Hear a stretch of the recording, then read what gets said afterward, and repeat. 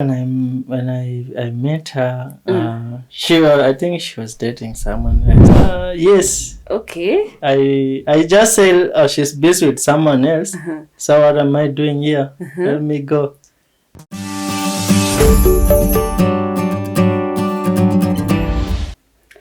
Hello, welcome back to my YouTube channel. My name is Diskai Sawene, and yes, if you haven't subscribed to my channel, please do so.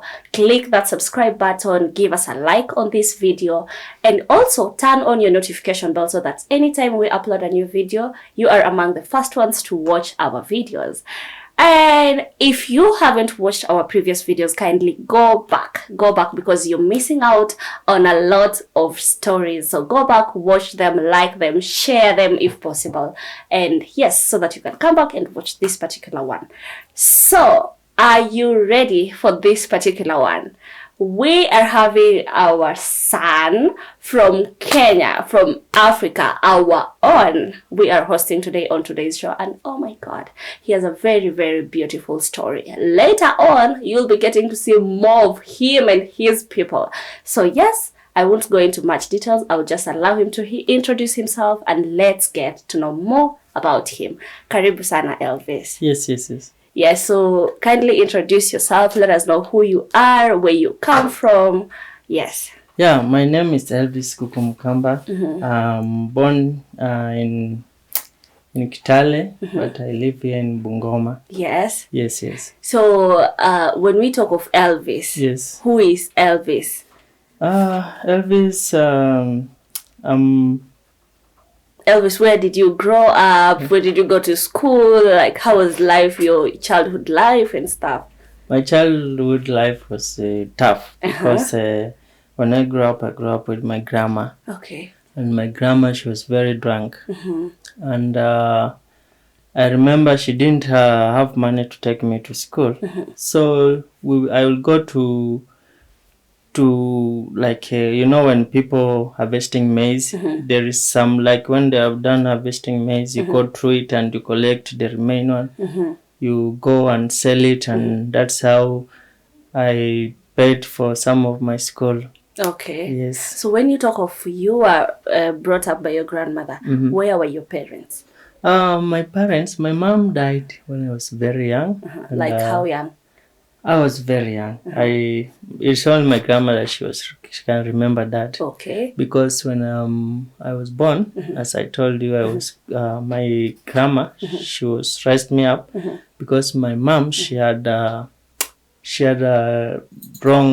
something wrong with her brain. Okay. So she could have not take care of me. Okay. So she left me alone with my grandma. Okay. Yes. What about your dad? My dad, since I born, my grandma, she just tell me a story like, so I'm getting to know my grandma because she just told me the other day that, your mom, I asked her, where's my dad? She told me, your mom used to go to police post. And I don't know if that's where your dad was. She didn't tell me because she doesn't know my dad either. Oh my God. Yes. So you just hear rumors. It's like your dad was a police officer or something. That's what she said. She said your mom used to sneaky, don't to go to school, but she go to police post nearby. So I just like myself, okay. So for how long did you live with your grandma, and to which age? My grandma, I lived with her. I don't actually remember because I've been through a lot. When my mom died, my grandma, she was very drunk, as I said. Yes. Then my grandma's sister, she has a daughter who lives in Bungoma. So she said, Mom, you not can make it to take care of this boy. Let me go with this boy to Bungoma so that I can get this boy to school. So I came here in Bungoma. I even don't remember. Okay. And she took me to school. But as you know, when you're in somewhere, I experienced a tough time because she has her own kids. Okay. And the kids needs to go to school as well. So she could not afford to pay for my school fees. She will pay for her kids.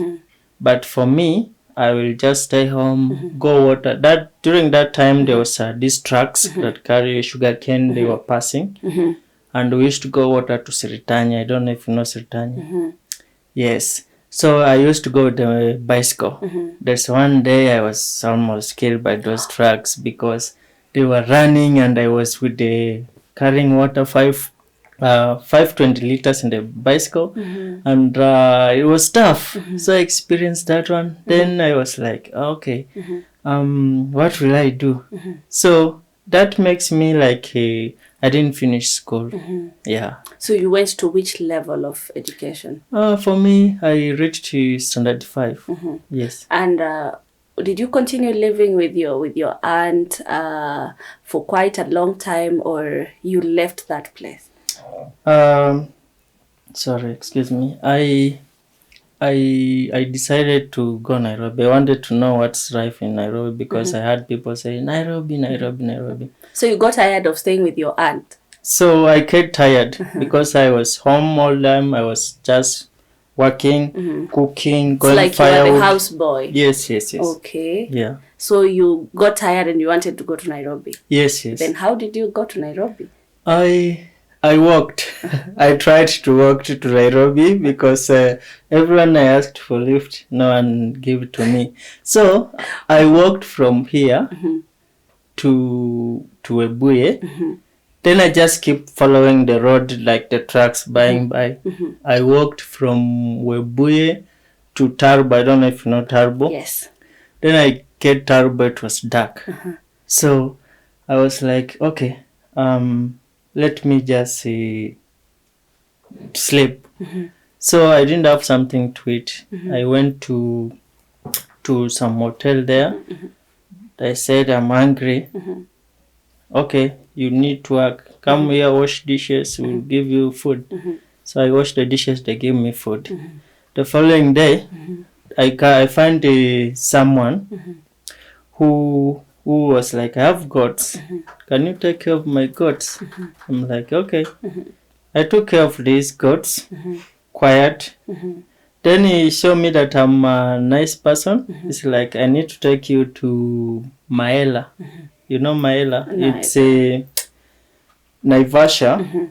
Inside there where there's Masai and Kikuyu. Okay, yeah. And during that time, we were going to elect President Mike Kibaki and they'll start violence. Okay. So I was there taking care of those goats. Then they'll start war. The Masai were killing Kikuyu. Okay. So we had to run to the camp. So I was very scared with that situation for me. Being that you were little, no one knows where you were. Yes. Even I called her my parents because my everything is in her name. Okay. She was looking at me. She didn't know where I am. So after that, I was taking care of the cows, goats, a lot of goats. Yeah. And then they didn't pay me. Then I was like, what am I doing? So after the war was done, then there was peace. I decided to go to Narok, to walk to Narok, to find another job. I went to Narok. The Maasai, they're like, they have a lot of cows. Are you sure you'll take care of my 100 cows if I give you to go to the bush? I'm like, yeah, I don't know. So I was like, let me just focus to going to Nairobi again. So I walked from Narok to the main road. I think from Narok is then you go to Naivasha. And that's where I get a lift. I get a lift from the DC. I thank this express, Express. Those people were very nice that time. The conductor said, why are you going to Nairobi? I'm like, I'm just going to Nairobi to experience life there. I think it's good. Oh, I will just give you a ride, but Okay. I'm sorry, it's not what you think. So I get to Nairobi. I don't know where to start. I started whistling, sleeping. You know where Kawa house is? Okay, yeah. Behind there, there is this lorries that they bring potatoes. So I went there and I found a job. Someone gave me a job like, he will carry 10 sacks of potatoes to supply to Kigomba, Isli, in those big restaurant. It's like, you can push me where there's a hill, then I will pay you when you're done. I'm like, okay. So I started doing that. Then the owner who owns the mkokoteni said to me, I need to save for you to get a house. So every at the end of the day, you're giving me this much until you get your house. I'm like, okay. We worked. Then my friend will give me a job. One day we were supplying potatoes. That owner of the mkokoteni? No, there's a guy who rent the mkokoteni. Okay. Yes. So we went with him to supply potatoes. Then in bad day, he hit the car. Someone's car. The tire burst. Then he pushed him this because he has a lot of potatoes. Yes. His arm was broken from the car. Then the owner of the car is like, you guys are going to repair my car. The guy is bleeding. I have no idea. I don't know him. We just meet at the job. Potato station. Yes. At the end of the day, you go your way. I go my way. So it's like, you are the one who will know of this guy. So we take guy to the hospital. The owner put the guy in the car. We go to the hospital. It's like, come here. I'm like, come here. You have to sign it that you know this guy. I'm like, no. So in good way or bad way, they call the owner and say, come, we need you first to leave the boy alone. So when the owner went in, I got a nice chance to run away. Escape. You escape from the what is it called? From the mess. Yes, because she was saying that you have to pay my windscreen. It was like a very big car. I don't know how much it could be. And that must have been expensive, right? Yes. And the guy, his hand is broken. He will no longer go to mkokoteni. Yeah. I think they had to cut it. Oh. So it was I was like, okay. I ran away. I came to the where the mkokoteni guy is. I told the people. Those people are like, don't care about it. Mkokoteni is 5,000 new one. So how will you go repair someone's car which is expensive? You should just leave your mkokoteni and you will buy another one which is 5,000. So you just leave the mkokoteni and run away? Yes. I went away to report to the owner for those mkokotenis. I said, so you are the one supposed to pay for the mkokoteni? No. I reported to him. I said, the mkokoteni has hit someone's car and the owner needs to repair the car. They're like, don't even think about it. We can buy a new mkokoteni. It's only 5,000. Instead of going, we need to pay medical for this guy. We need to repair the car. They just said, don't worry about it. I have 30 mkokotenis here. I will buy it. No worry. No worries. Yes. Okay. Yeah. So you went back. Your friend is now hit with a car. Yes. And now you're going back to the owner of the mkokotenis. So how does life continue from there? From there, he decided to give him my own mkokoteni because I was working with that guy. That was fate, right? Yes. He decided to give me his own one mkokoteni. So he will get a job to supply those potatoes from he will get a tender from hotels, these big hotels. Then I will supply within Nairobi.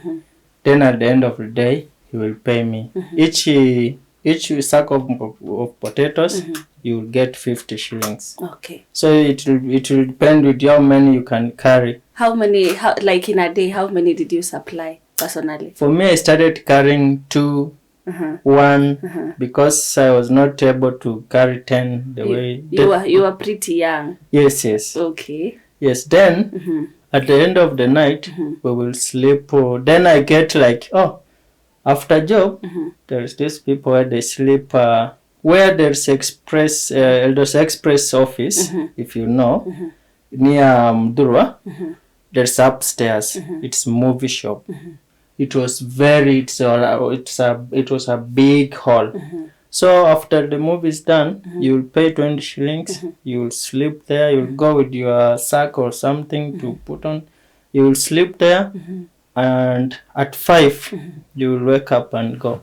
Okay. Yes. So you used to pay rent 20 shillings per night. No, that's when I was saving. Okay. From that guy who gave me a job. So you were saving to rent your to own rent house. my own house. Okay. Yes. So how did life continue then?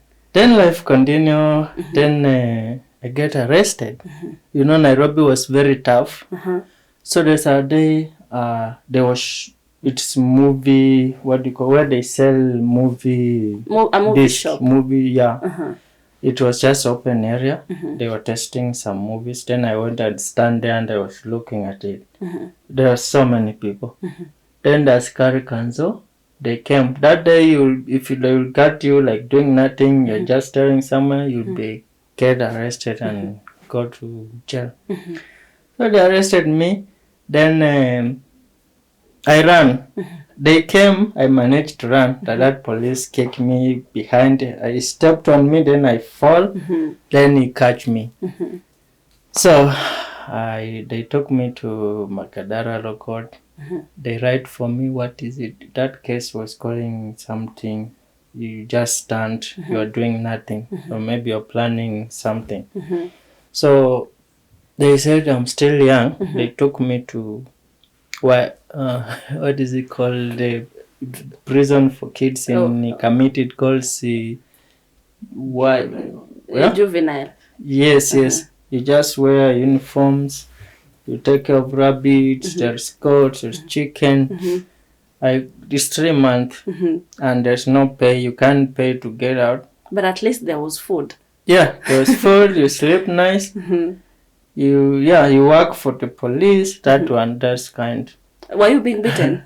No. If you don't do something wrong, you can't be beaten. But if you do something, you try to escape. People try to escape because trip is 4 months, and you finish 4 months. Then you're released. Yes. Okay. Yeah. So you were taken to the police. You now taken to the juvenile. Yes. For no mistake. No. My mistake was I was just standing in Nairobi doing nothing. Aimlessly. Yes. So now standing on the streets doing nothing is now an offense. Yeah, it used to be offense. Nowadays it's not, right? No. Okay.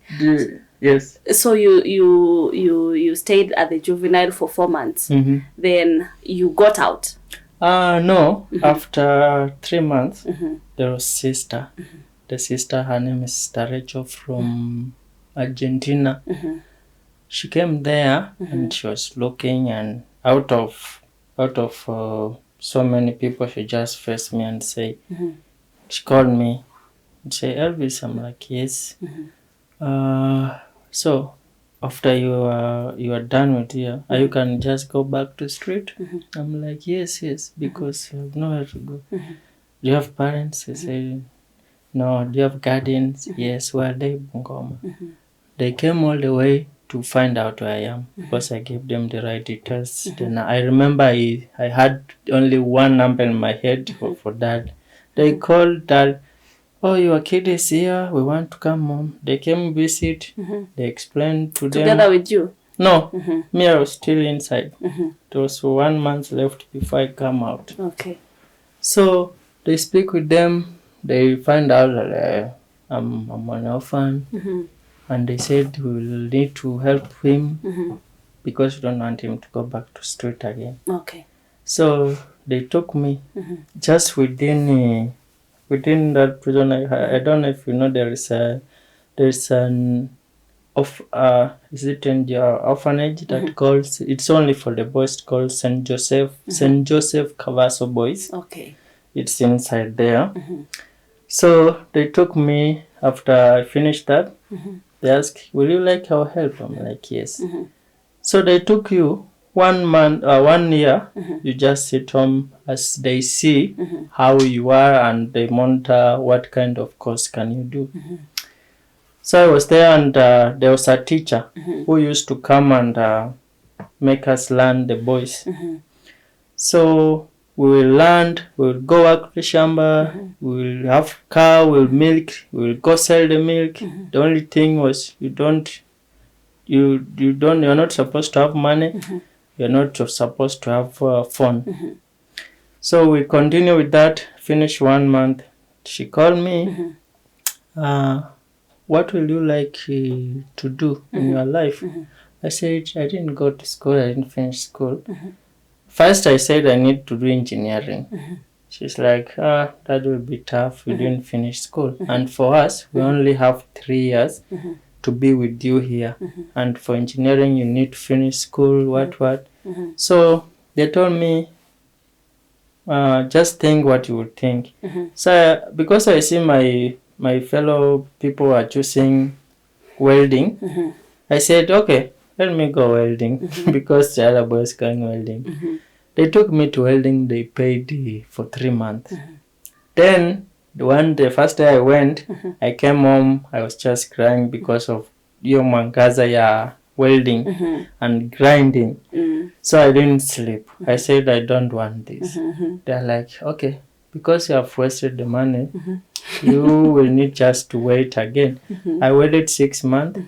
They called me again. They said, what have you decided? I said, electronics. They took me to Zimmerman. There was a college, Zimmerman Technical College there.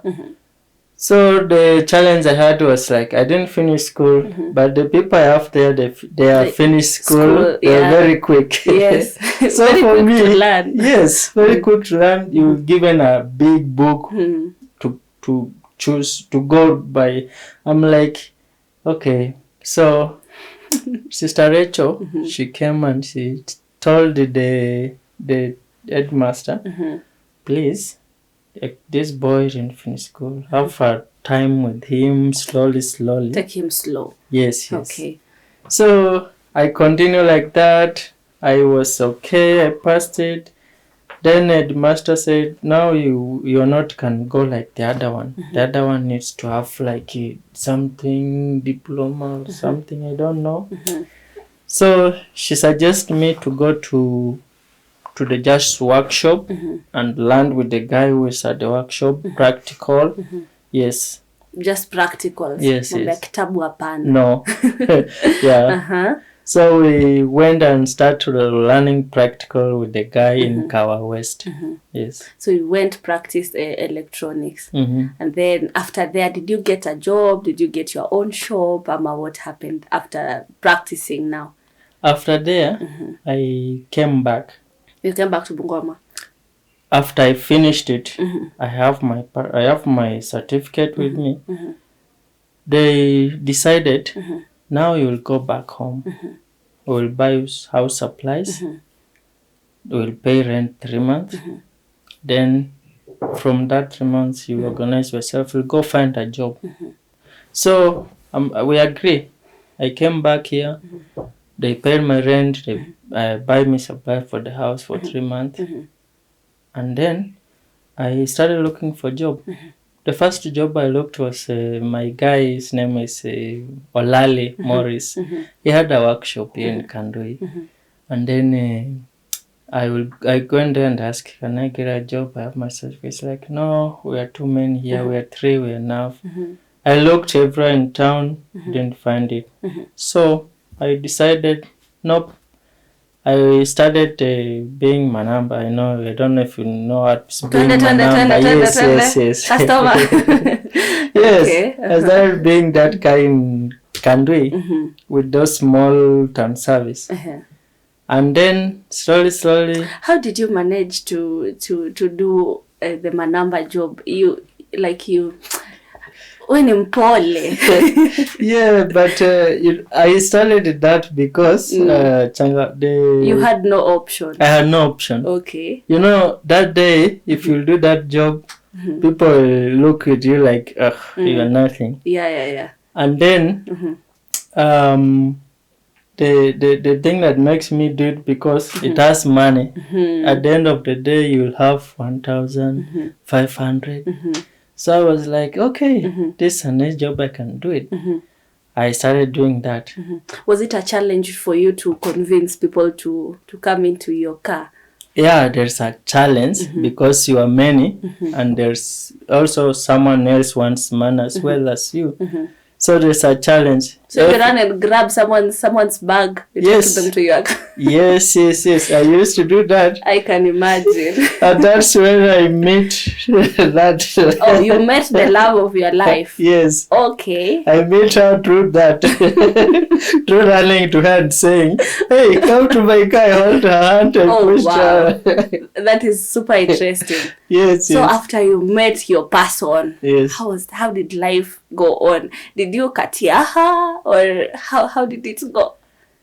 When I met her, I think she was dating someone else because Then there's one day she invited me to go to club.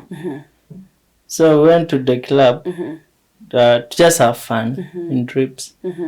Then I left it. Yeah, I left it. I'm like, oh, I like her.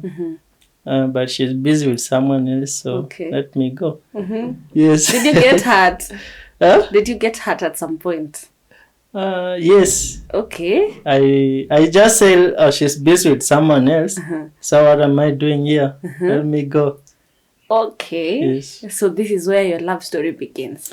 Yeah, that's where my love story begins. And with the, I will just say, when you're in Nairobi, like you are a chokora or you're a street boy, people look at you like nothing.